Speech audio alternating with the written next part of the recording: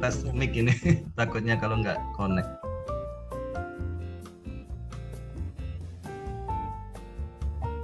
Assalamualaikum Mas Pandu. Waalaikumsalam.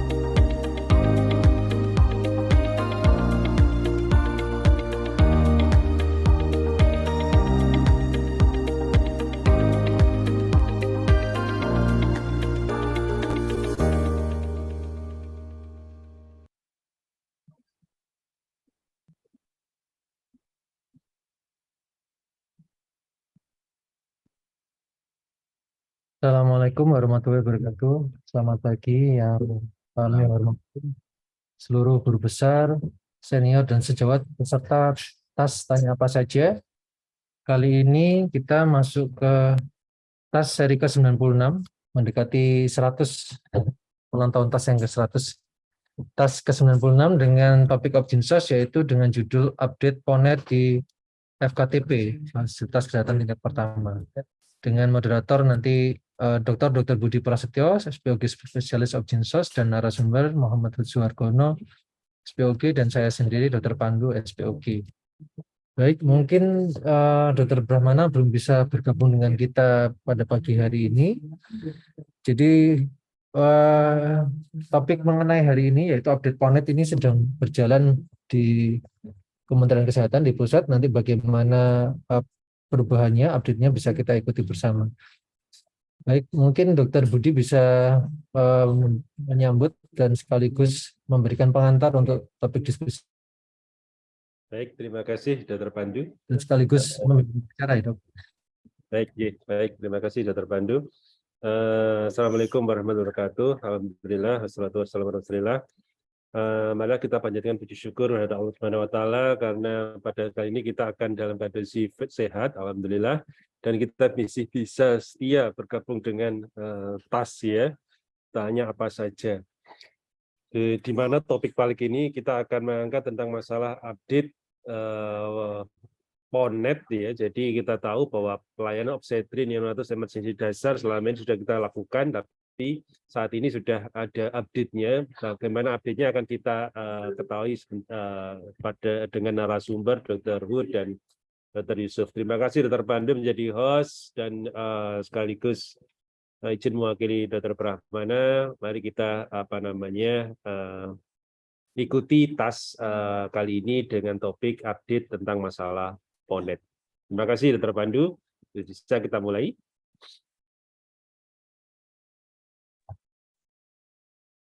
Dr. Pandu Fris ya. Baik. Kita mulai saja saudara sekalian.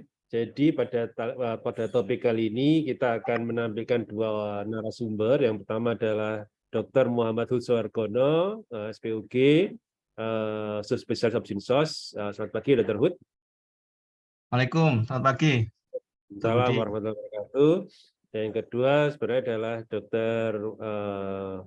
Pandu Handidito, SPOG, tentang masalah update PONET ini. Baik, untuk menyingkat waktu, karena ini pas sudah jam 10 lebih, Dr. Hud, mungkin Dr. Hud bisa sedikit menceritakan tentang masalah update PONET ini, karena Dr. Hud salah satu tim ya, jadi yang untuk masalah update PONET ini. Silakan Dr. Hud.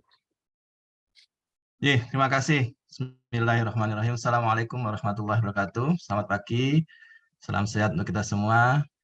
Yang terhormat para guru besar yang mungkin mengikuti tas edisi ke-96 pagi hari ini, para senior, sejawat sekalian, pemerhati, pelayanan maternal neonatal ya di Jawa Timur maupun di Indonesia mungkin yang berkenan mengikuti pada pagi hari ini. Jadi topik pada pagi hari ini mengenai PONET dan saya mendapatkan kesempatan untuk sedikit share mengenai konsep dan strategi penguatan PONET di Kementerian Kesehatan yang kebetulan saya ikut menjadi salah satu tim di sana dan ini sedang berproses. Jadi ini merupakan draft yang nanti saya sampaikan. Jadi ada kemungkinan masih ada kesempatan untuk memperdalam begitu atau menambah poin-poin penting yang mungkin bisa kita tambahkan di revisi PONET 2021 mestinya sudah 2022 dan jadi 2023. Jadi seperti kita ketahui bersama bahwa revisi PONET ya ini adalah suatu kebutuhan karena memang buku PONET ya yang paling baru ya itu dibuat tahun 2013 dan itu lebih ke arah persyaratan dan sebagainya di puskesmas, ya, puskesmas yang distratifikasi PONET pada saat itu. Tapi dengan berjalannya waktu, mungkin perlu ada penguatan-penguatan dan memang berbasis konsep dan strategi yang mungkin berubah, sehingga perlu dibuatkan revisi PONET yang terupdate dengan mengikuti perkembangan evidence base dan konsep-konsep terbaru mengenai pelayanan emergensi maternal neonatal. Saya ingin sedikit share ya. Ada 12 part dari PowerPoint, mungkin tidak terlalu lama.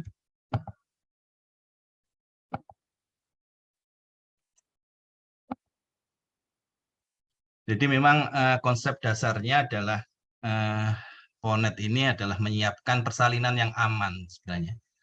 Karena berbarengnya waktu, kemudian dilakukan audit kajian kematian ibu dan bayi baru lahir, kemudian audit pelayanan, dan sebagainya, memang perlu penguatan-penguatan pada konsep persalinan yang aman, yang memang sesuai dengan kondisi di Indonesia. Jadi kalau kita mengenal handbook dari pelayanan maternal neonatal, konsepnya di WHO, yang sudah dibuat tahun 2009 begitu dengan 7 sinyal dari pelayanan emergensi. Ini mungkin ada beberapa hal yang mungkin harus disesuaikan dengan kondisi di Indonesia. Jadi memang mungkin kalau kita melihat handbook dari WHO mengenai pelayanan maternal neonatal emergensi mungkin agak berbeda konsepnya mengenai leveling dan sebagainya. Jadi ini memang disesuaikan dengan kondisi di Indonesia dengan kajian-kajian yang dilakukan oleh para ahli di Indonesia.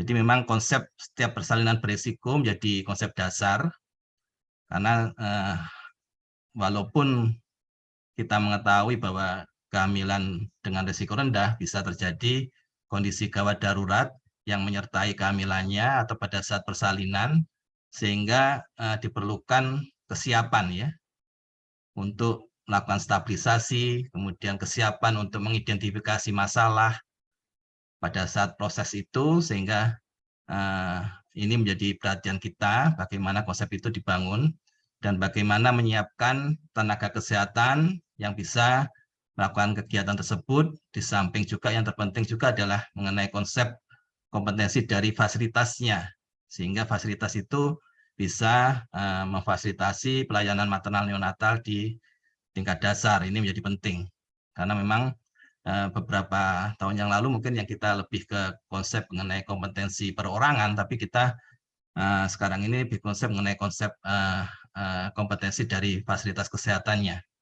Sehingga fasilitas kesehatan itu memang harus mampu memberikan pelayanan mulai dari screening, deteksi awal, kemudian memberikan persalinan normal dan melakukan stabilisasi, kemudian yang terpenting juga merujuk pada saat yang tepat dengan akses rujukan yang baik dan efisien dan siap 24 jam 7 hari seminggu. Ya, ini yang jadi concern kita untuk memperbaiki mutu pelayanan PONET di FKTP.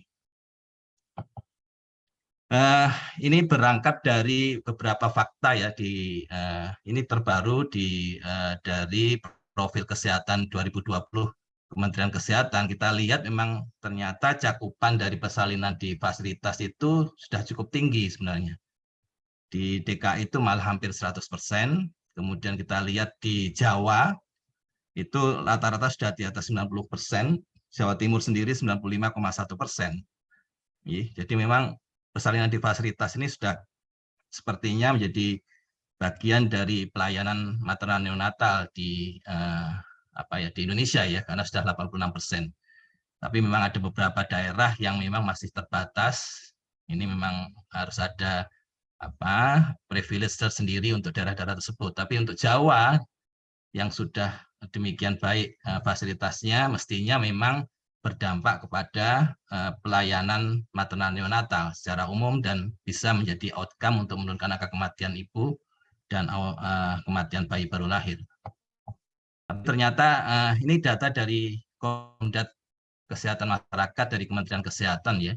Kita lihat di sini paling bawah ini kelihatannya memang tidak equal dengan kematian ibu. Kita lihat di sini kematian ibu tahun 2019, 2020, 2021 ternyata ada kecenderungan meningkat dan meningkatnya cukup signifikan untuk tahun 2021.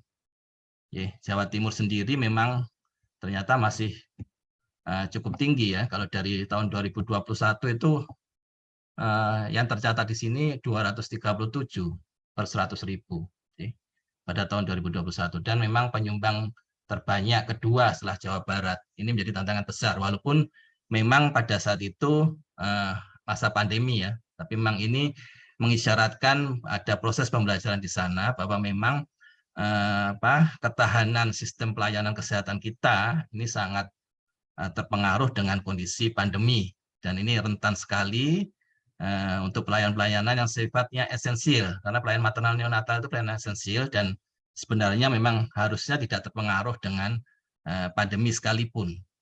Jadi tapi ternyata kita gagal menyelamatkan ibu-ibu kita pada masa pandemi. Ini proses pembelajaran di Kementerian Kesehatan sehingga Kementerian Kesehatan melakukan beberapa langkah strategis yang disebut menjadi transformasi sistem kesehatan. Salah satunya adalah penguatan di kesehatan primer, kemudian layanan rujukan, dan mungkin fokus juga ke penyediaan sumber daya manusia. Ternyata pada saat pandemi itu kelihatan sekali bahwa ada sejumlah tempat yang memang kekurangan sumber daya manusianya. Ini kemudian disusun program prioritas di Dirjen Pelayanan Kesehatan Masyarakat, ya Dirjen Kesehatan Masyarakat di Direktorat Gizi dan KIA. Ini salah satu program unggulannya yang prioritasnya adalah pelayanan obstetrik neonatal emergensi dasar, ya, dengan fokus-fokus dan revisi dari buku pedoman PONET-nya yang terintegrasi dengan pelayanan PONEK. Jadi PONEK juga sedang berproses untuk dilakukan revisi dan pedoman yang baru. Ini paling tidak kalau kita melihat beberapa hal ya yang menjadi dasar dari pemikiran kita bahwa memang permasalahan-permasalahan utama di negeri ini bahwa pelayanan matneo terutama di FKTP itu yang pertama adalah banyaknya kehamilan yang memang sebenarnya tidak layak. Ya, memang ini yang menjadi mungkin harus ada kolaborasi antar dirjen begitu, sehingga nanti kita bisa bergerak lebih ke hulu. Tapi memang kenyataannya di lapangan, memang kehamilan yang terjadi ibu-ibu hamil kita itu sebenarnya tidak layak untuk hamil, karena memang sebenarnya harus diperbaiki dulu kondisinya. Paling tidak ada beberapa indikator yang mulai dari masalah gizinya ya, ternyata memang KEK ini 17,3%, anemia kurang lebih 37%, kemudian ada permasalahan baru dengan obesitas, ya. Kemudian penyakit menularnya HIV, TB, hepatitis B, ini juga masih cukup tinggi prevalensinya, hipertensi pada 12,7%, diabetes, ya, penyakit jantung yang menjadi yang cenderung meningkat ya, dengan kelihatan di sini memang ternyata penyebab kematian yang lain-lain dalam tanda kutip ini juga ternyata menjadi penyebab kematian terbanyak sebenarnya di Indonesia, bukan yang konvensional ya, karena HPV, preeklamsi, dan infeksi, tapi ternyata yang lain-lain ini juga cukup banyak ya, malah nomor 1 pada saat pandemi. Kemudian ada yang faktor risiko lainnya seperti ibu hamil mempunyai risiko salah satu dari 4 terlalu, kemudian ada kehamilan dengan bekas sesio dengan segala komplikasinya, ini menjadi hal yang cukup menjadi fokus kita untuk melakukan pelayanan yang terbaik. Yang kedua, penanganan kegawat darurat dan komplikasi yang tidak adekuat. Ini kelihatan dari beberapa kajian, hanya 9% kasus rujukan sudah dilakukan stabilisasi. 9% dari pelayanan yang masuk ke kasus rujukan yang masuk ke rumah sakit ternyata hanya 9% yang sudah distabilisasi. Kemudian kita lihat juga di studi dari Tingwell 2019, 27% puskesmas di Indonesia yang mampu PONET. Jadi hanya 27% dari kurang lebih 10.000 puskesmas itu yang mampu PONET dalam hal Satgas, dan masih ada 6% atau 652 puskesmas di Indonesia yang tidak ada dokternya. Ini data tahun 2020. Dan kalau kita melihat di Jawa Timur, ternyata masih ada 1,1% dari puskesmas di Jawa Timur yang belum mempunyai dokter. Ini kalau kita data dari 2020. Kemudian yang ketiga, rujukan persalinan yang tidak efektif dan efisien, sehingga mempengaruhi resolution time. Dari studi emas, 76% kematian di rumah sakit terjadi karena multiple referral atau piramidal referral. Kemudian 31% terjadi keterlambatan rujuk. Ini 3 hal ini yang ingin kita mulai membuat beberapa hal yang sifatnya strategis sehingga nantinya akan dapat kurang lebih menjawab kepentingan itu, karena ini memang ada hal-hal yang memang ternyata harus kita perbaiki di pelayanan PONET-nya.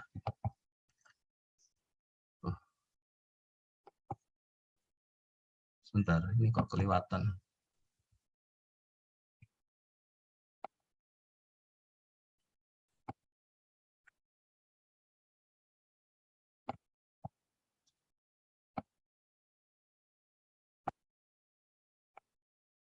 Ya, konsepnya lebih kepada tempat persalinan yang aman.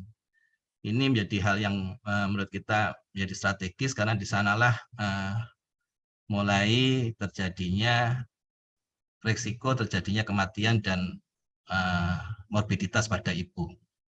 Yang pertama adalah mendeteksi risiko komplikasi obstetri dan komplikasi medis pada ibu sedini mungkin pada awal masa kehamilannya. Jadi PONET ini bergeraknya bukan hanya pada saat emergensi, tapi diharapkan memang sebelum emergensi terjadi sudah bisa dideteksi pada saat misalnya kehamilan ANC dan sebagainya. Kemudian mendeteksi risiko komplikasi obstetri dan komplikasi medis yang mungkin muncul pada ibu bila pada awal kehamilan belum terjadi, kemudian teridentifikasi pada saat datang ke kontak dengan petugas kesehatan, sehingga dapat dilakukan rujukan terencana yang lebih baik. Jadi memang concern kita pada proses screening-nya, dan itu mungkin kita memberikan peran yang lebih kepada teman-teman dokter, sejawat dokter untuk melakukan itu. Karena tidak dipungkiri pada beberapa tahun ini memang peran dokter ini memang kurang ya, jadi kita ajak untuk lebih sejak awal melakukan pelayanan maternal neonatal, salah satunya adalah melakukan screening secara klinis, karena memang harus seorang dokter yang memang mampu secara kompetensi untuk melakukan screeningnya itu dengan baik.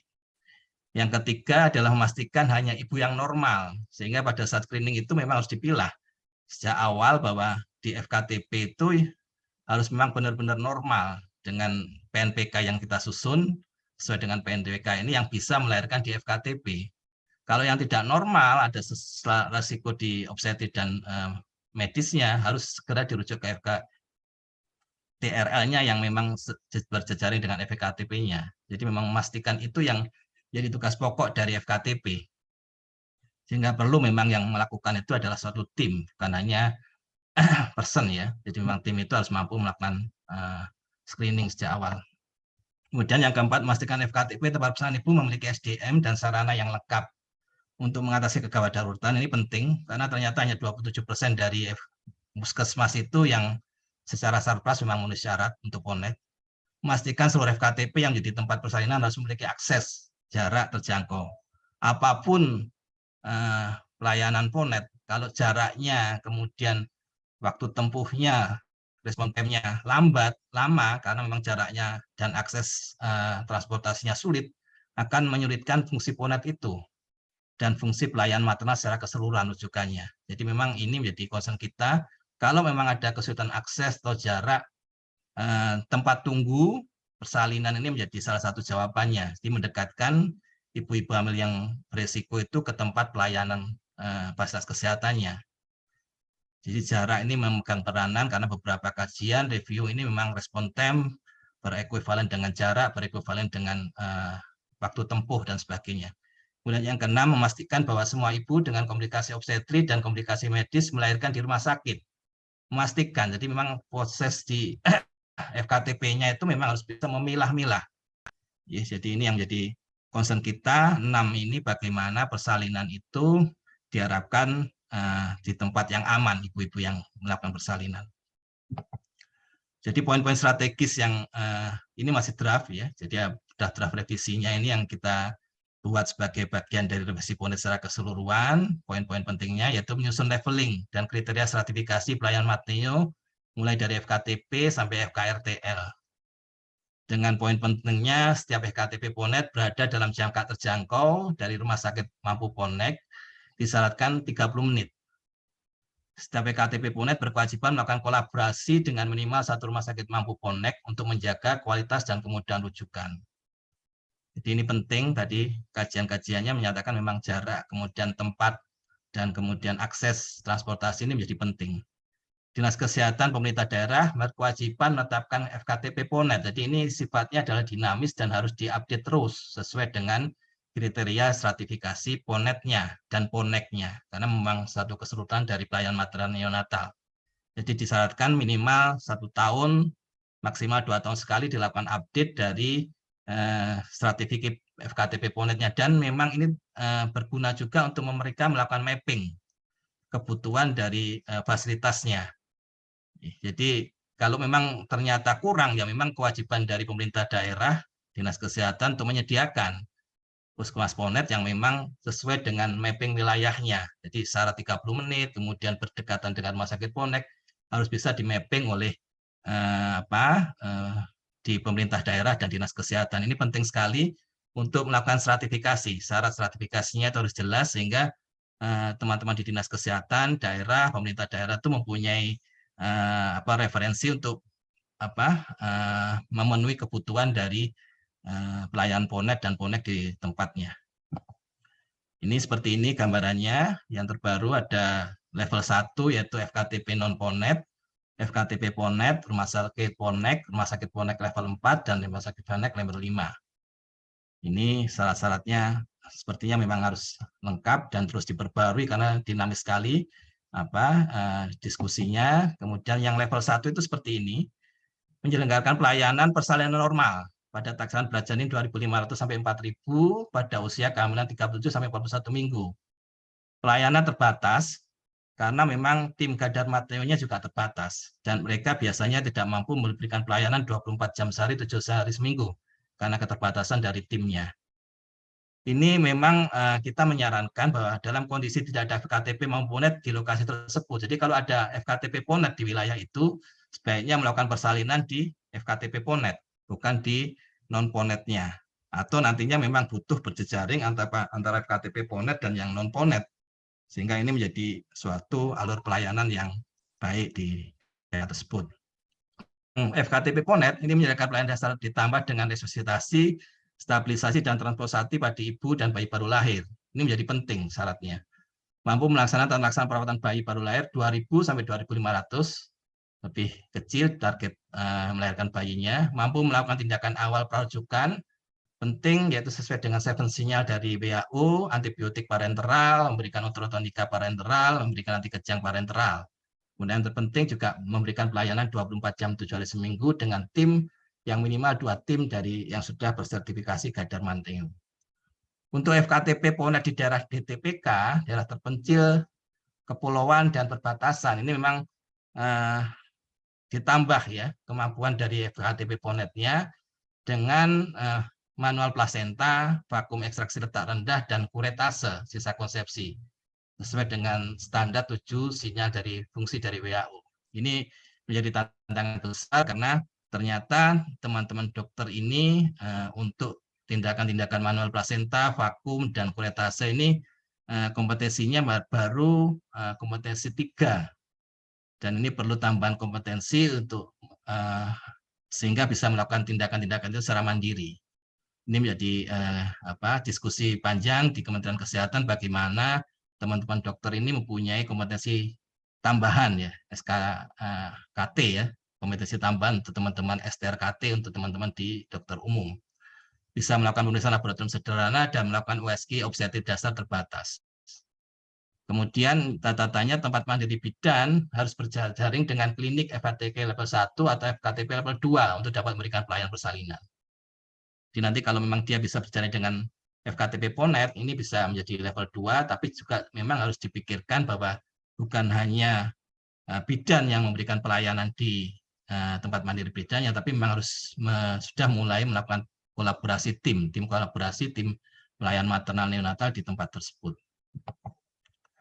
Kemudian menyusun pedoman tata laksana kolaborasi interprofesi di FKTP PONET ini penting, hal yang baru, karena kata-kata kolaborasi interprofesi ini ternyata memang mudah diucapkan, ternyata di lapangan juga sulit. Ya, ini kemudian FKTP berkewajiban menyusun SOP, kemudian menggunakan alat bantu kolaborasi pelayanan di FKTP seperti CPPT, MIUS, manual rujukan, SBAR, dan partograf, ini sebagai bagian dari kolaborasi interprofesi, melakukan drill dan simulasi secara berkala di FKTP untuk membangun kolaborasi interprofesi. Pembagian peran ini penting, karena tanpa itu akan pelayanan maternal neonatal tidak bisa optimal. Jadi teman-teman dokter umum juga mulai sejak awal bukan hanya penanggung jawab klinik, tapi juga harus sejak awal aktif dalam pelayanan maternal neonatalnya. Kemudian ketiga, membangun kolaborasi interfasilitas dengan jejaring alur rujukan. Jadi ada kewajiban Puskesmas PONET untuk berjejaring dengan melakukan MOU, perjanjian kerjasama dengan rumah sakit rujukan. Dan ini menjadi hal yang penting sebagai persyaratan untuk FKTP PONET. Dan untuk rumah sakitnya sendiri juga mempunyai kewajiban karena sesuai dengan akreditasi rumah sakitnya. Nanti mungkin Dr. Pandu yang akan lebih banyak mengulas ini. Kemudian memperkenalkan alat pantau kinerja klinis, rujukan di FKTP. Kalau di proses pendampingan rumah sakit sudah dikenal APKK ya, tapi di FKTP itu juga ada sebenarnya proses pendampingannya. Ini berguna untuk mereka melakukan penjagaan mutu secara mandiri, kemudian bisa menjadi alat bantu untuk melakukan supervisi fasilitatif, mentoring dari rumah sakit PONET dan sebagainya. Kemudian menyusun peran dan tanggung jawab dari pelaksana dan pemangku kebijakan, ya ini disusun peran dan tanggung jawabnya sehingga yang sebelumnya PONET tidak berfungsi dengan optimal, diharapkan memang ada pembagian peran dan tanggung jawab ini sehingga fungsi FKTP PONET-nya bisa optimal. Kemudian menyusun indikator pelaksanaan FKTP PONET mulai input, proses dan outcome sehingga dapat kita lihat proses kegiatan di FKTP PONET bisa menjadi referensi dasar begitu sehingga FKTP PONET bisa melakukan kegiatan-kegiatan untuk menaturkan input, proses outcome-nya, dan melakukan monitoring evaluasi kegiatan di FKTP-nya. Kemudian dukungan dari sistem digital, elektronik, e-cohort, kemudian Sitmat Neo, Sistrute, ya, MPDN, dan sebagainya. Ini menjadi bagian penting juga untuk melakukan monitoring evaluasi dan pelaksanaan pelayanan di FKTP PONET. Dan ini tentu saja harus bridging dengan FKTP PONET-nya. Ini diharapkan memang di tingkat nasional pun bridging ini dilakukan.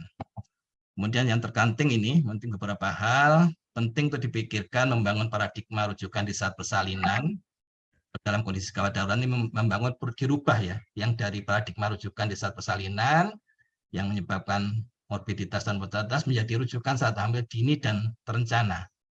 Jadi fungsi PONET-nya di sana. Dia juga membangun paradigma bahwa yang melahirkan di FKTP PONET yang memang benar-benar normal. Kalau ada sesuatu komplikasi, ya memang segera dirujuk. Kalau bisa rujukannya terencana. Jangan pada saat sudah terjadi kondisi gawat darurat. Ini menjadi penting di fungsi FKTP PONET ke depan. Saya kira demikian. Saya kira demikian, Pak Budi, untuk narasinya. Terima kasih. Terima kasih, Dr. Hud. Alhamdulillah. Dr. Pandu mungkin ada singkat untuk nambahi. Monggo, Dr. Pandu. Ya, Dr. Budi. Izin share juga sedikit aja, mudah-mudahan tidak banyak menambahkan dari Dr. Hud.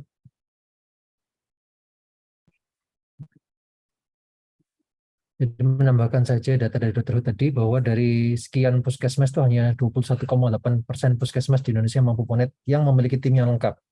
Sisanya itu hanya 8,6% puskesmas PONET tanpa tim yang lengkap dan 70% tidak mampu PONET. Jadi ini PR bersama. Kemudian ya tadi sudah disampaikan juga oleh Dr. Hu bahwa PONET itu syaratnya pelayanan 24/7, mempunyai tim PONET terdiri dari dokter umum, bidan, atau perawat yang mempunyai kompetensi badan matneo, pemeriksaan laboratorium sederhana, USG website desa terbatas, dan mempunyai saran ambulan untuk merujuk. Terus ditambah lagi untuk saya menggarisbawahi lagi supaya mungkin lebih jelas bahwa ada tambahan 7 signal function berdasarkan WHO 2009. Jadi ini 7 signal function tadi juga sudah disampaikan Dr. Hu bahwa puskesmas PONET tambahannya harus bisa memberikan ini: antibiotika parenteral, uterotonika parenteral, anti kejang parenteral, dapat melakukan manual placenta, kuretase, kemudian vakum, letak rendah, dan forceps ekstraksi, dan resusitasi dasar bayi baru lahir. Masalahnya, kompetensi dokter umum itu kalau berdasarkan SKDI nggak semuanya level 4. Jadi seperti kuretase ataupun nomor 6 assisted vaginal delivery, vakum ataupun forceps itu hanya level 3. Jadi ini ada gap kompetensi dari dokter umum yang mungkin tidak didapatkan pada saat pendidikan sebagai dokter umum, kemudian bertugas di puskesmas PONET yang di tadi kriteria sangat terpencil, kepulauan, atau perbatasan. Ini juga sudah disampaikan Dr. Hu, saya lewati saja. Jadi ini PONET ini hanya level 1 dan level 2. Sorry, level 2 mampu PONET, sedangkan yang level 1 puskesmas non PONET. Tadi mampu PONET hanya sekitar 20%. Kemudian ini juga sudah disampaikan Dr. Hu, ini SDM yang harus dimiliki oleh puskesmas mampu PONET. Dan kemudian ini pelatihan-pelatihan apa yang harus dijadikan tambahan dokter umum yang bertugas di PONET, tambahkan dari sisi pendampingan rumah sakit ke FKRTL ke FKTP. Jadi kita sebagai SPOG, sejauh sekalian teman-teman SPOG ini bagaimana kita punya peran dalam mengampu PONET ini. Jadi sejak tahun 2020 itu Kementerian Kesehatan mengembangkan suatu model pendampingan rumah sakit, di mana rumah sakit vertikal, waktu itu kita sebagai pilotnya ya, rumah sakit vertikal dan rumah sakit Sutomo dan rumah sakit Saiful Anwar itu melakukan pendampingan atau mentoring ke RSUD Dati 2 dan Tingkat 2. Jadi misalnya ke kabupaten, kemudian kota, itu nanti kita melakukan pendampingan bagaimana seharusnya pelayanan maternal dan natal yang paripurna begitu ya. Jadi sesuai level rumah sakit tersebut. Jadi kita sebagai rumah sakit Sutomo sebagai pendamping, kita melakukan kunjungan visitasi ke rumah sakit, beberapa rumah sakit umum daerah di kabupaten, itu kita melihat bagaimana pelayanan maternal di sana dan memberikan masukan-masukan. Nah, kemudian nanti bagaimana RSUD tersebut yang sudah kita lakukan pendampingan maupun rumah sakit swasta yang lain itu bisa meneruskan model pendampingan tersebut ke FKTP di sekitar. Nah, FKTP di sini terutama yang mampu PONET tadi. Jadi harapannya model pendampingan seperti ini bisa bisa melengkapi kualitas pelayanan matneo di puskesmas mampu PONET. Jadi selain dari PONET-nya itu kita perbaiki, tadi sudah disampaikan Dr. Hu dari A sampai Z-nya, kemudian juga dari atas kita melakukan pendampingan dan pengampuan. Jadi seperti apa yang ingin kita perbaiki, yaitu adalah tata kelola klinis, tata kelola di sini adalah puskesmas ya, kemudian tata kelola program. Sehingga harapannya nanti adalah secara khusus jumlah kematian maternal neonatal dan lahir mati di rumah sakit atau di puskesmas menurun dan di wilayah kabupaten kota menurun. Jadi tahun 2021 kita sudah mendampingi atau mengampu 8 rumah sakit ditambah 2 kalau nggak salah tahun 2022. Tahun 2022 ini agak lambat karena mungkin Kementerian Kesehatan punya prioritas yang lain. Tapi tahun 2021 kita sudah mendampingi 8 rumah sakit tersebut yang menjadi lokus AKI dan AKP di Jawa Timur. Permasalahan dari PONET adalah yang pertama ketersediaan jumlah puskesmas PONET beserta Sarpras dan Nakes sesuai standar WHO. Jadi standar WHO adalah adanya 4 pelayanan PONET dan 1 pelayanan PONET untuk setiap 500.000 penduduk, itu idealnya. Kemudian detail kemampuan dari puskesmas PONET 7 pelayanan dasar tadi, 7 signal function, itu ada gap kompetensi. Nah, kemudian bagaimana sertifikasi PONET dan penjamin kualitas, siapa yang melakukan, dengan tools apa yang dipakai. Mungkin itu saja, Dr. Budi, tambahan dari saya sebagai bahan diskusi kita atas pada hari ini. Matur nuwun. Baik, terima kasih Dr. Pandu. Kalau saya ingat dulu pertama kali melatih teman-teman PONET ya, tim PONET itu tahun 2006-2007 itu ada pelatihan pertama kali di Jawa Timur. Itu intensif ya, banyak sekali puskesmas dijadikan puskesmas PONET setelah dilatih. Nah, Dr. Hud, kalau ingin saya tanyakan ya, apakah untuk menjadi puskesmas PONET itu apa namanya, setelah pelatihan itu cukup itu aja atau harus ada SK dan sebagainya untuk Dr. Hud misalnya untuk PONET ini? Ya, terima kasih Pak Budi. Jadi memang diharapkan memang ini ada proses stratifikasi ya. Stratifikasi dari, kalau di revisi PONET itu diharapkan yang melakukan itu adalah Dinas Kesehatan daerah ya, di wilayah kabupaten maupun kota, kemudian ditetapkan dengan SK Bupati. Dan ini sifatnya updating ya. Jadi stratifikasinya itu bukan melekat terus ya. Ini memang berkaitan dengan sumber daya manusianya, kemudian sarana prasarana di tempat itu, sehingga selalu harus dilakukan penilaian ya. Kita terbantu dengan misalnya Simatneo. Simatneo kan jika harus kita lihat di sana data-data dari sarana prasarana, kemudian terlaksananya SOP dan sebagainya, ini menjadi perhatian dari Dinas Kesehatan untuk melakukan penilaian terus ya, re-assessment dan sebagainya. Jadi diharapkan memang kalau di revisinya itu diharapkan maksimal 3 tahun ya updatingnya itu, sehingga nantinya proses itu untuk stratifikasinya itu terpantau terus ya, dan disesuaikan dengan mapping di wilayahnya, kebutuhannya. Kalau memang misalnya di suatu daerah ternyata butuh rumah sakit PONET karena jaraknya sangat jauh dengan puskesmas PONET, nah ini memang tantangan untuk daerah tersebut untuk memberikan pelayanan itu. Dengan melakukan stratifikasi itu kita akan tahu mappingnya.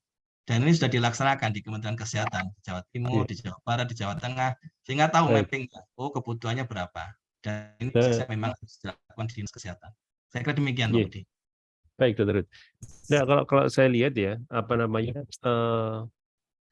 biasanya kan untuk menjadikan puskesmas PONET itu memang ada tambahan kompetensi menurut saya. Jadi memang harus ada pelatihan. Kalau dilihat Dr. Hud ini apa namanya selama ini update-nya ini antara masalah kebijakannya atau juga masalah pelatihan PONET untuk nantinya Dr. Hud kira-kira. Jadi memang kalau dari sisi pedoman PONET-nya memang ada beberapa hal yang perlu penguatan ya Pak Budi ya. Dalam hal misalnya beberapa hal mungkin dulu istilah tim kolaborasi tim ya, kolaborasi interprofesi, pembagian peran dan sebagainya itu mungkin belum menjadi perhatian, tapi karena ada updating dari Kementerian Kesehatan mengenai PMK 21 tahun 2021 yang mensyaratkan persalinan harus dengan tim, kemudian ada dokter di sana sebagai bagian dari tim, ini menyebabkan memang konsep-konsep itu harus disesuaikan. Jadi memang ini yang menjadi hal yang penting juga untuk kita melakukan revisi. Dengan itu memang diharapkan proses screening ini menjadi fokus-fokus ya. Jadi PONET itu bukan hanya pelayanan gawat daruratnya, tapi bagaimana melakukan screening dan memastikan bahwa yang normal itu yang melahirkan di tempatnya dan merujuk pada kondisi-kondisi yang komplikasi. Ini paradigma-paradigmanya itu memang harus dirubah, Pak Budi. Jadi memang diharapkan ini terjadi proses screening yang baik, sehingga yang memang benar-benar ini ibu-ibu yang mendapatkan ada komplikasinya itu di tempat persalinan yang aman. Jadi ini yang kadang-kadang paradigma ini yang mungkin harus diperkuat, sehingga fungsi PONET-nya bukan hanya pada saat emergensi, tapi bagaimana men-screening itu. Masih ada tempatnya enggak, Maksud tentang masalah dulu saya ingat ada namanya PONET daerah terpencil. Jadi kalau kita lihat tadi level-level persalinan, terus bagaimana kompetensinya Dr. Pandu sudah menjelaskan. Kalau dulu PONET daerah terpencil itu kalau saya ingat kami pernah melatih itu bahkan sampai melakukan operasi sesar gitu. Kalau kita lihat di sini kan PONET ini yang di sini mungkin yang di mohon maaf yang kan di daerah yang terpencil. Tapi kalau yang terpencil boleh enggak kompetensinya sampai misalnya di Ya, daerah kepulauan kalau dan sebagainya, masih ada iya, dipikirkan terima enggak kasih Pak gimana? Budi. Jadi memang ini yang menjadi concern kita ya. Walaupun Pak Menteri sendiri menjelaskan bahwa lebih concernnya fokusnya juga pada daerah-daerah yang mempunyai daya ungkit tertinggi untuk menurunkan angka kematian ibu, ya di Jawa dan sebagainya dengan kondisi yang memang sudah cukup layanannya, tapi mengapa pelayan maternal neonatal masih belum memberikan dampak pada penurunan angka kematian ibu. Jawa ini menjadi fokus dari Kementerian Kesehatan, tapi tidak menutup kemungkinan memang daerah-daerah terpencil itu perlu privilege tertentu. Yang menjadi pemikiran di Kementerian Kesehatan yaitu untuk daerah-daerah yang memang sangat terpencil, ini kita syaratkan memang paling tidak mempunyai kemampuan 7 sinyal function dari WHO, sampai manual plasenta, kemudian vakum letak rendah, dan kuretase. Dan ini menjadi tantangan besar karena memang kompetensinya ternyata belum kompetensi mandiri untuk teman-teman dokternya. Jadi nantinya mungkin bentuknya apa? Mungkin bentuknya lebih ke fellow untuk teman-teman dokter umum, tapi Kementerian Kesehatan menyanggupi untuk itu. Untuk seven cycle-nya ini supaya bisa terlaksana. Bentuknya nanti kalau kemarin yang terakhir adalah STR KT untuk teman-teman dokter umum, tambahan kompetensinya, ada pelatihan khusus yang dibiayai oleh Kementerian Kesehatan dalam hal ini. Memang kelihatannya memang harus dibuka lowongan begitu untuk teman-teman dokter yang untuk daerah tertentu dengan STRKT-nya. Ini yang menjadi perhatian kita. Kemudian memang konsepnya Pak Budi, konsepnya bukan seksio di tempat daerah terpencil, tapi mendekatkan. Pada daerah-daerah itu kalau memang ya memang harus dibuat rumah tunggu, ya. Seperti best practice di NTT misalnya. NTT itu hanya satu rumah sakitnya di Larantuka itu, tapi mereka mampu melakukan rujukan dini terencana dengan baik, mendekatkan, rumah tunggunya didekatkan. Jadi yang jauh-jauh dari kepulauan itu bukan di seksio di daerah kepulauannya, tapi memang kemampuan mendeteksinya itu diperbaiki sehingga dirujuk pada saat sebelum terjadi gawat darurat, dan rumah tunggunya itu cukup bagus dan dibiayai oleh pemerintah daerah. Sehingga memang mendekatkan itu menjadi konsep kita, bukan pelayanannya kita jauhkan, tapi yang sakit itu kita dekatkan ke pelayanan-pelayanan yang sesuai dengan itu lebih mudah iya, Dokter Budi ya, karena iya, fasilitasnya sudah tersedia iya, ya, daripada iya. membangun yang baru Membangun yang baru dengan infrastruktur dan dengan resiko juga ya. Baik. Iya. Baik, Iya, kita makasih. lanjut ke Q&A sebentar. Mungkin ini Dokter Pandu, apakah diperlukan inform consent di FKTP untuk persalinan normal? Mungkin Dokter Pandu bisa ada jawaban, Dokter Pandu. Matur Dokter Budi. Jadi tadi sudah disampaikan bahwa puskesmas ini bisa menangani persalinan normal ya, baik yang ponet ataupun yang sebetulnya tidak mau ponet. Jadi harus syaratnya adalah persalinan normal. Nah, untuk persalinan normal itu tetap perlu gitu rasanya untuk dimintakan inform consent. Jadi karena persalinan normal ini tetap suatu tindakan medis dengan segala resikonya, jadi tetap perlu dimintakan inform consent. Mungkin begitu Dokter Budi, karena meskipun kelihatannya normal, tapi suatu saat juga bisa terjadi komplikasi ya, di belakang bisa terjadi HPP, bisa terjadi apa. Ini yang penting mungkin Pak Pandu. Jadi memang mungkin perlu dijelaskan di inform consent-nya bahwa ada kemungkinan untuk bersedia dirujuk. Ini juga penting. Jadi pada saat kondisinya gawat darurat, ya memang harus bersedia dirujuk, dan itu menjadi inform consent kita bahwa persalinan itu belum tentu berjalan normal ya. Mungkin sudah kala 3, kala 4-nya baru tidak normal, kan juga harus siap mereka. Jadi inform consent-nya sampai mau untuk dirujuk ya, dengan pendampingan dari kita. Saya kira itu mungkin ya. Mungkin nambahin juga sedikit Dok, selain untuk dirujuk mungkin bila ada indikasi juga diberikan inform consent sekalian untuk kontrasepsi pasca partum. Iya, bisa. Jadi waktu pada saat kita lanjut lagi ke pertanyaan kedua dari Dr. Handi. Puskesmas non ponet apa harus merujuk ke posmed ponet dulu? Jadi ini terkait estafet rujukan Dr. Pandu ya. Jadi kalau kita lihat ponet non ponet baru FKTP. Apakah nggak boleh non ponet langsung ke FKTP? Non ponet ke rumah sakit maksudnya Dr. Budi? Dari kan non kalau ponet kita lihat level tadi level 1 itu non ponet, level 2 non ponet, level 3 FKTP ya, FKTL. Jadi kalau dari puskesmas langsung ke non ponet ke FKTL itu apakah boleh atau harus ke ponet dulu kalau untuk subsetri maternal? Iya, mungkin saya bantu menjawab ya Pak Budi. Jadi memang konsepnya itu adalah mengurangi referral dari rujukan. Dan tentu saja ini menjadi bagian penting dari konsep itu. Jadi memang diharapkan kalau menurut revisi ini dan kebijakan dari Kementerian Kesehatan itu persalinan harus dilakukan di FKTP yang PONET sebenarnya. Jadi memang concern kita melakukan persalinan itu di tempat yang memang siap memberikan pelayanan stabilisasi prarujukan dan merujuk pada saat yang tepat. Jadi memang di sana perannya kita. Jadi memang sebaiknya memang puskesmas atau FKTP non PONET itu mulai berbenah ya untuk menyiapkan FKTP-nya itu mampu PONET sehingga nantinya memang diharapkan persalinannya di tempat yang benar-benar aman. Itu yang pertama. Yang kedua memang yang dibangun adalah di daerah tersebut Dinas Kesehatan mempunyai kewajiban untuk mengatur alur rujukan dan rumah sakit PONEK mengampu di daerahnya. Diharapkan memang rumah sakit PONEK ini bisa dengan kewajibannya ya, sebenarnya di akreditasi itu ada kewajiban. Kalau kita melihat akreditasi rumah sakit itu salah satu prognasnya adalah memberikan pengampuan di FKTP di bawahnya. Ini menjadi penting dan ini harus dilakukan fungsi itu sehingga memang dengan melakukan pengampuan, iya rumah sakit PONEK-nya sendiri juga aktif memantau klinik-klinik atau FKTP tempat praktek bidan mandiri yang belum mampu PONET sehingga ada perjanjian kerjasama di sana. Ini yang kita harapkan PK ini menjadi penting di wilayahnya itu dan Dinas Kesehatan mempunyai kewajiban untuk memapping alur rujukan di sana. Baik, kita lanjutkan dulu.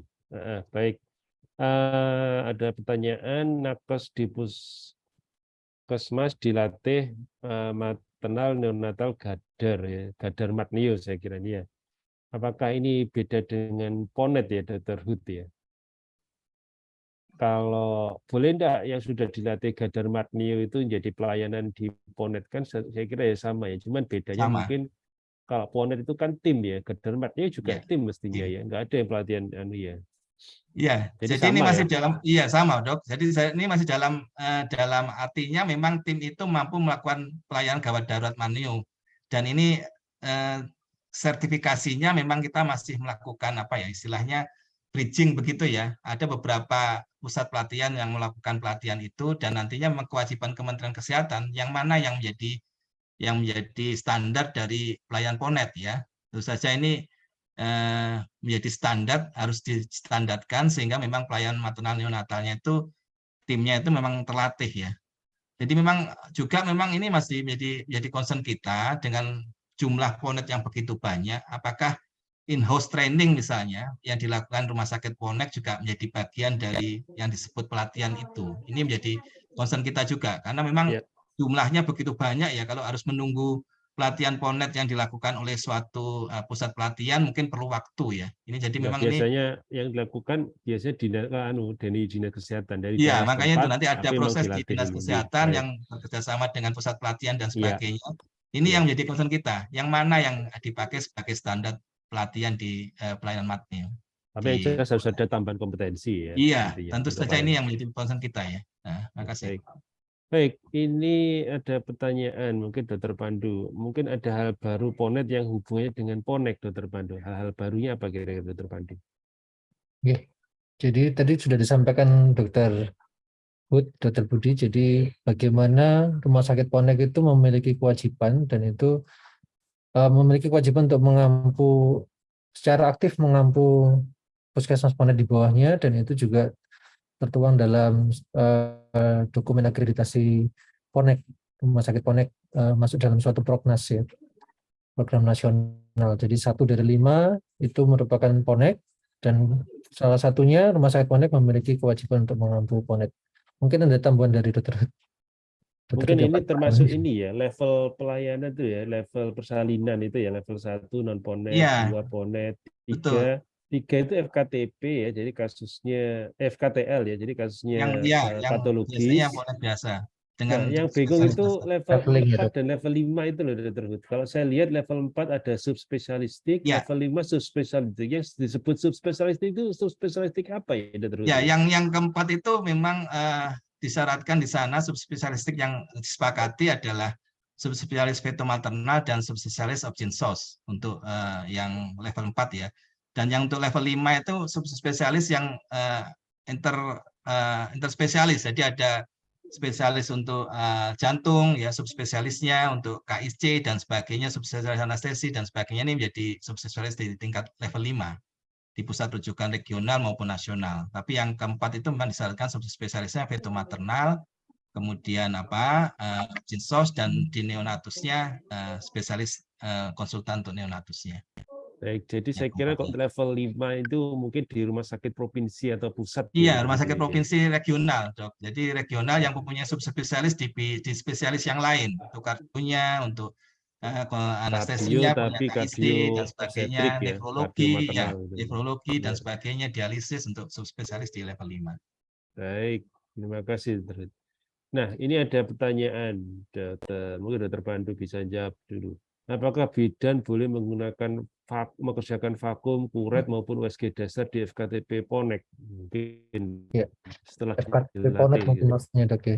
Jadi vakum, kuret maupun USG obstetrik dasar itu bukan merupakan suatu kompetensi dari bidan gitu. Jadi yang bisa melakukan vakum, kuret ataupun USG obstetrik dasar adalah dokter umum yang sudah terlatih dan mendapatkan kompetensi tambahan yang tadi sudah disebutkan di depan. Gitu nih, Dok. Baik, Dokter, kalau USG dasar memang apa ya, kan sudah mulai dilatihkan Dr. Pandu ya. Ini sudah mulai dilatihkan. level berapa jadinya untuk sejawat dokter umum Dr. Pandu nantinya? Jadi USG obstetrik dasar itu kalau nggak salah 4A, Dok. Jadi USG obstetrik dasar terbatas. Jadi selain dia obstetrik dan ginekologi dasar, jadi bukan madya, bukan advance, dan terbatas artinya cuma sebatas screening, tidak sampai di level diagnosis dan tata laksana. Jadi hanya screening untuk menemukan atau mencurigai suatu kelainan, dan apabila dokter umum tersebut mencurigai adanya kelainan, bisa langsung dirujuk ke SPOG, Dok. Jadi levelnya hanya begitu kalau dokter umum. USG terbatas. Nah, ini ada pertanyaan menyambut ini menyambung tadi ya. Dr. Hari Paraton, siapa yang ngawasi tindakan klinik di Ponet ini? Siapa ya kira-kira yang ngawasi ya kira-kira? Tindakan Misalnya klinis, tadi, maksudnya kewenangan klinisnya ya, Dok ya? Ya, jadi yang melakukan USG, vakum dan sebagainya itu siapa yang mengawasi itu, Dr. kira-kira? Iya, kalau dari memang kewenangan klinis itu kan yang memberikan regulator ya, Dok ya. Kewenangan klinis yang dilakukan di pelayanan itu yang melakukan regulator sebenarnya. Regulator dalam ini ya mestinya Dinas Kesehatan. Tentu saja dengan kolaborasi dengan organisasi profesinya. DOP-nya mulai dari teman-teman bidan, teman-teman DID, kemudian di SPOG ini mempunyai kewajiban, tapi tetap untuk kewenangan klinis. Jadi ada kompetensi, ada kewenangan klinis. Kewenangan klinis itu kompetensi yang sudah diberikan kewenangan oleh regulator. Jadi ini regulatornya ini yang memang sebenarnya punya kewajiban untuk memastikan bahwa kewenangan klinis itu dilakukan dengan sebaik-baiknya oleh yang berhak memberikan pelayanan dengan kompetensi yang Jadi kalau di FKTP Ponek ini regulatornya pasti Dinas Kesehatan ya? Apa kepala puskesmas cukup? Kepala puskesmas mungkin sebagai penanggung jawab pelayanan ya. Tentu saja menjadi ujung tombak dari Dinas Kesehatan ya. Penanggung jawab pelayanan tentu UPD atau UTD yang terkait. Kalau di rumah sakit ya direkturnya tentu saja dengan kepalanya di sana. Dan ini memang mestinya memang harus ada proses pendelegasian kewenangan, kemudian pemberian kewenangan kalau di rumah sakit jelas ya ada peer grupnya yang memberikan dan sebagainya. Nah ini memang kalau di puskesmas tentu saja kewenangan klinisnya diatur di mungkin ada statuta di rumah sakit itu di puskesmas penyampang ya. Ini kan Dr. Hud masih ada jadi tim statuta, untuk perubahan Ponet ya. Ya, Aturan Ponet mungkin ini bisa dimasukkan juga. Penting ini Dr. Hud, siapa yang ngawasi ini? Makasih, Pak. Ini kan memang masih berproses ya, Dok ya. Terima kasih ini menambahkan beberapa wacana ya untuk kewenangan klinis ini memang mungkin diatur sendiri di rumah sakit, dan ini mungkin berkaitan dengan Permenkes tentang puskesmas dan Permenkes dengan pelayanan di tingkat klinik dan sebagainya ya, KTP. Tapi memang tidak murni menjadi direvisi Ponet ya, tapi memang berkaitan dengan Permenkes yang lain. Mungkin nanti saya harus melihat Permenkes yang lain untuk memastikan kewenangan klinis diawasi oleh siapa. Nah, Saya baik. Nah, menyambung ini lagi, ini lebih menarik lagi. Ini ada dari Dr. Joko ini. Setelah mungkin disetujui kewenangan klinisnya ini, nah ini perlu penyesuaian antara beberapa tindakan yang bisa dilakukan di Ponet, misalnya vakum, manual plasenta dengan tarif yang layak yang ditentukan oleh BPJS. Nah ini gimana, Dr. Hud? Ya, ini ya, bisa makasih. diusulkan juga. Oh iya, tentu saja. Jadi memang harus ada penjaminan mutu dan ada penjaminan pembiayaan ya. Ini kita juga komunikasi dengan Dewan Penjaminan Nasional ya. Ini yang menjadi concern kita ya. Karena memang paket persalinan masih sangat rendah ya, tidak ada keekonomiannya di sana. Dan dijanjikan kemarin kita sudah diskusi Oktober November akan dirubah untuk paket persalinan misalnya. Dengan paket persalinan yang demikian rendah, angka keekonomiannya sangat rendah, tentu saja kalau ada masuk dokter misalnya di tim persalinannya ya juga ini akan menyulitkan untuk optimalisasi dari pelayanan di Ponetnya. Jadi memang ini yang menjadi perhatian kita, Pak Joko. Jadi memang ini harus seiring dengan ini, dan ini harus dikomunikasikan dengan pembiayaan, kemudian PNPK, kemudian nantinya mestinya dengan BPJS dan sebagainya. Jadi memang dengan tindakan-tindakan khusus ini memang harusnya Ponet juga mendapatkan jaminan pembiayaan yang berbeda dengan kondisi-kondisi yang normal. Wah, ini Untuk banyak yang daerah-daerah nunggu habis ini, Dr. Hud. Kita tunggu. Ini kalau suwe kita di Oktober. Kenapa nggak Maret ya, Dr. Hud? 2 bulan menit. Ya memang Dok, untuk tim persalinan kita kan di OP kita POKI menyarankan 1,5 juta kalau nggak salah ya, 1,3 sampai 1,5. Nah, sekarang masih 600-700 untuk persalinan. Apalagi kalau vakum di Iya, puskesmas Ponet. nanti vakum, tapi vakum ini kita syaratkan untuk di KTP ya. Tapi memang ini jadi privilege dari teman-teman dokter umum yang tertarik dengan pelayanan maternal neonatal. Ini nanti kita kuatkan, Dok. Jadi nanti ada proses proses lowongan begitu untuk mengajak teman-teman di maternal neonatal yang nanti akan kita didik dengan tambahan STRKT dokter umumnya ini untuk 7 sinyal untuk pelayanan maternal neonatal. Dan ternyata memang sebenarnya Kementerian Kesehatan juga tertarik untuk membiayai itu. Ya, nanti bisa Baik. Terima kasih. Penguatan. Ini mungkin satu yang terakhir saya lihat dari Dr. Ari.